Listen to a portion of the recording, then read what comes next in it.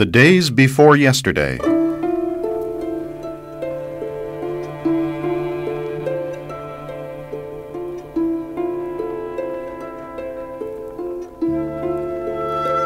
These are the stories of men and women who journeyed to work in the North and the Arctic in the early days of this century.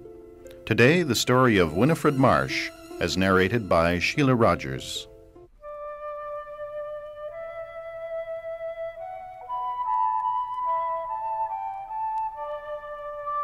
This is the story of Winifred Marsh, widow of Bishop Donald Marsh, who served in the North from 1933 until 1945 and later became Anglican Bishop of the Arctic. Living among the Padlimut led to the publication of her book called The People of the Willow, featuring Mrs. Marsh's delicate and detailed watercolors. How did a young Englishwoman come to live and work in the Canadian North?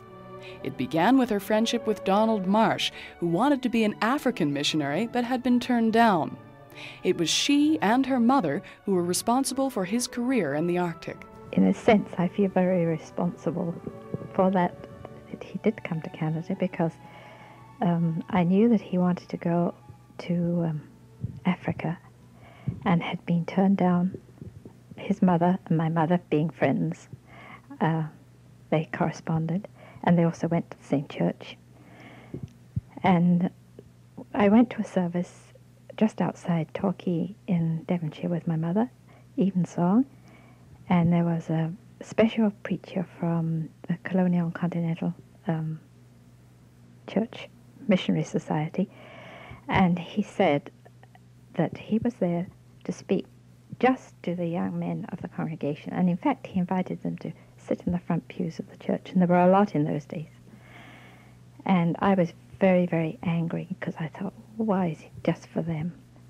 But I listened, and I was still angry when we passed, shook hands as we went out of church. And as we went underneath the Lich Gate, which is a little resting place made of wood in the boundary of the church, I turned to my mum and I said, "Isn't that just what Don Marsh could do?" And she said, "I never thought of it. I'll write to his mother right away," which she did that night. And that week, Don Marsh went up to Con in London, was accepted, and he sailed before I got home again from that holiday. And he went out to Emmanuel College, Saskatoon, for his training.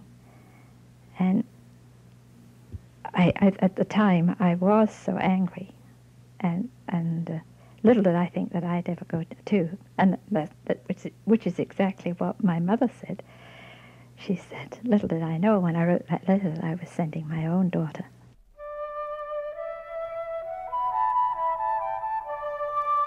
Donald Marsh established the mission at Eskimo Point in 1926. He arrived with a tent and the supplies to build a house.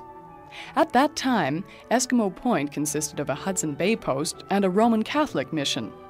Through correspondence and furloughs in England, his friendship with Winifred became very serious, and in 1933 she joined him in Eskimo Point. Her reaction? I do remember. I remember looking at that absolutely straight shoreline and just seeing two churches, the Roman Catholic and the Anglican, and I couldn't reconcile that. That really, something inside hurt me, It seemed so unnecessary, all this vast country, and the Hudson's Bay Company, and the bleakness of it all was kind of shattering. And it wasn't until quite a while afterwards that I would go out walking on the land, and I'd look at all the minute wonders on the tundra,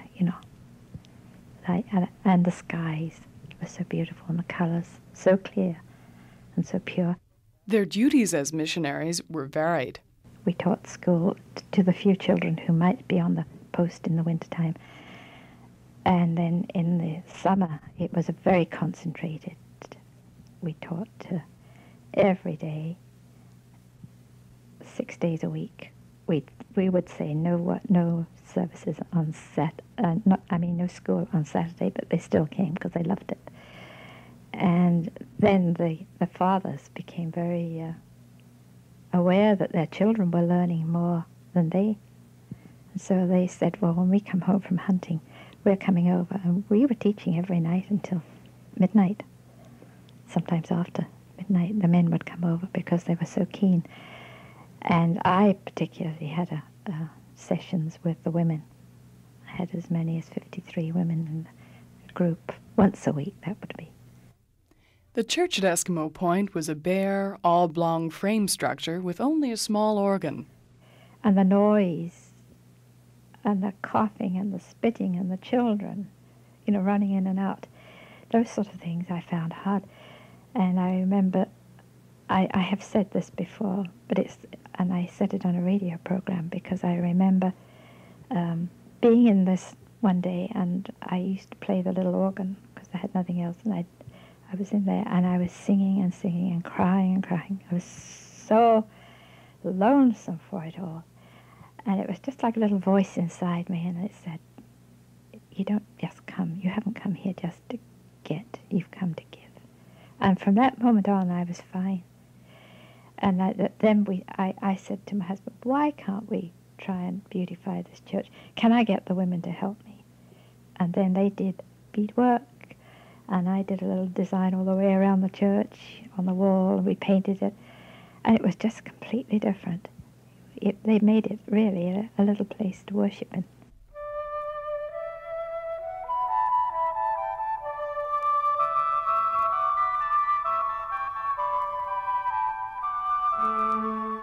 While at Eskimo Point, a Danish archaeologist encouraged Mrs. Marsh to give up the intricate beadwork she had been doing and concentrate on painting. The artwork was done as a record for her parents and friends in England, but it has now become a history of the Padlemute. But there were difficulties painting in the north. Her difficulties were cold. Even in summertime, in the evening, the temperature would drop, and you'd find that the brush wouldn't work, and wonder why, and it would be frozen, and the watercolor would crack all over. But I used crayons, color pencils a lot, and I'd go out and I'd study and study and study, and I'd have deerskin mittens, and I'd warm up, and I'd sort of get it pretty well fixed, the sort of my picture in my mind. I'd have my paper all ready, and please, no one speak to me until I got it down. Then I was all right. Most of the people enjoyed being painted, and Mrs. Marsh often offered them a steaming cup of hot chocolate to keep them in one place while she quickly sketched. The people were very, very excited and interested when I painted, and they'd stand and watch me, or they'd love to recognize one another. They didn't seem to have that same fear of as they did of a camera, someone taking a picture. Sometimes they resented that. They didn't like the picture being taken in a camera. But when I painted them, they were most willing and wanting. One of her best subjects was Watakayuak, who agreed to pose in return for supplies to go out on the land. So my husband said, what do you want? So he said, well, I need matches, cartridges. I can't go off and get caribou without cartridges. A little bit of tea and some sugar and some flour. So I was looking after my babies, and my husband came in, he said, do you want to draw Watakayuak? I said, yes, I'd love to. But he said, all right, now, just like that. And so I did. And he sat for 3 solid hours. I said to him, do you want to have a rest? He didn't want to. All he did was sit and stare and stare. He had his pipe in his mouth. But he sat there for 3 hours. The logic of the Inuit is demonstrated in the following story. One of Mrs. Marsh's fondest memories of Eskimo Point involved Anarayuk. Anarayuk came in, and early in the morning, just at breakfast time, and he said, we gave him tea. And my husband, as usual, said, Hua, what do you want? What can I do for you? No. He just sat. He sat all day long. We gave him something at lunch hour. No, there wasn't anything he wanted. So he sat all through the afternoon.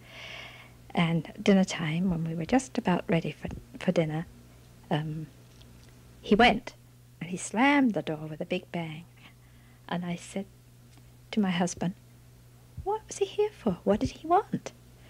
And he said, "I don't know." He said, "But he'll be back." And within a few seconds, the door opened just a crack, and he was back again. So we both went into the kitchen. And again, my husband said, "Hua, what do you want? What can I do?"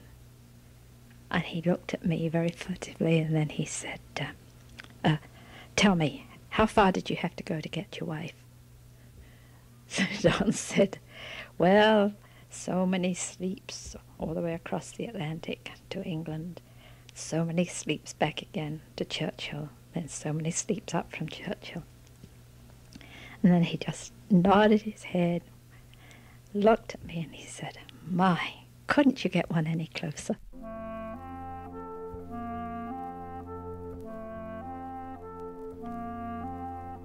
During World War II, Reverend Marsh was made archdeacon. They moved to Aklavik. It was a heartbreaking trip for them because they discovered many former Anglican missions were left empty. The last Anglican missionary we saw was at Fort Chipewyan, and there was no one all the way up the Mackenzie River at all the places that had been strongholds. I mean, Fort Simpson and Hay River were strongholds, Fort Simpson particularly. And because Bishop Bompas and the early missionaries had really labored there for many, many years.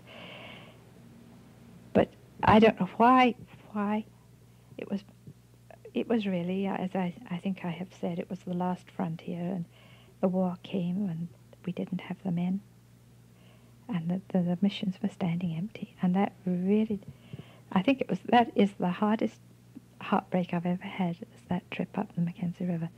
Every place that we stopped, the Indians would be running beside the distributor, and they'd say, "Is there a minister on board? Is there a minister on board?" Because we were not there to stay.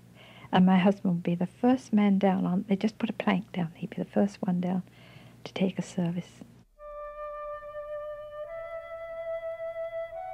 The Marshes always had a particular affection for the elderly, and it was old Simon whose eloquent goodbye Mrs. Marsh will never forget.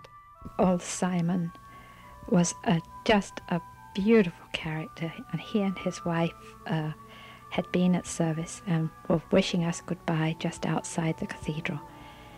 And, you know, the old people, they're very, very loving and very, very spiritual. And he put his arms around me, and then he said, just looking upwards and his face just shining, and he said, "I don't suppose I'll ever see you again on this earth." He said, "But I will be waiting for you in our Heavenly Father's home."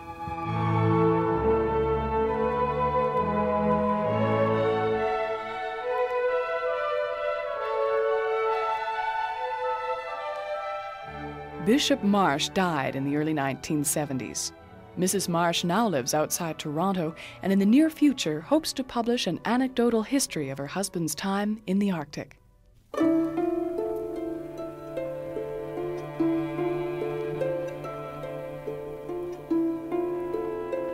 The Days Before Yesterday, a presentation of the CBC Northern Service, is narrated by Sheila Rogers.